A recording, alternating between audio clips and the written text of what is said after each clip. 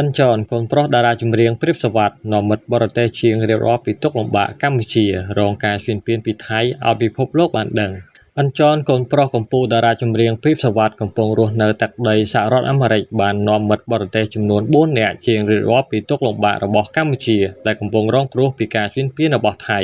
ទោះបីជាកន្លងមកអិនចនដែលជាកូនប្រុសទី2របស់កំពូលតារាចម្រៀងព្រាបសវត្ថទទួលនៅរងការរិះគន់ខ្លះៗអំពីការចេញបទចម្រៀងខុសពេលវេលាក្តីតែពេលនេះលោកទទួលបានការកោតសរសើរច្រើនបន្ទាប់ពីលោកបានចូលរួមផ្សព្វផ្សាយបញ្ហាប្រទេសជាតិបង្ហាញទៅកាន់ឆាកអន្តរជាតិនិងបានបួងសួងឲ្យប្រទេសកម្ពុជាមានសុខសន្តិភាពតាមរយៈវីដេអូចម្រៀងខ្លីដែលអិនចនបានបង្ហោះនៅលើ Facebook ខ្លួនកាលពីពេលថ្មីៗនេះលោកបាននាំមិត្តភ័ក្តិបរទេសចំនួន4នាក់ជាងរៀបរាប់ពីទុក្ខលំបាកកម្ពុជាដែលរងគ្រោះដោយសារការឈ្លានពានពីថៃដើម្បីបង្ហាញទៅពិភពលោកឲ្យបានដឹងកម្ពុជាត្រូវការសន្តិភាពក្រៅពីច្រៀងរំគ្នាច្រៀងនៅបទចម្រៀងនេះអិនចនក៏បានចូលរួមថវិកាពីចម្ងាយចំនួន$1000ដើម្បីជួយដល់កងទ័ពនិងបងប្អូនជនភៀសសឹកដែលកំពុងរត់ភៀសខ្លួនរកកន្លែងសុវត្ថិភាពបន្ទាប់ពីរងគ្រោះដោយសារការវាយប្រហាររបស់កងទ័ពសៀម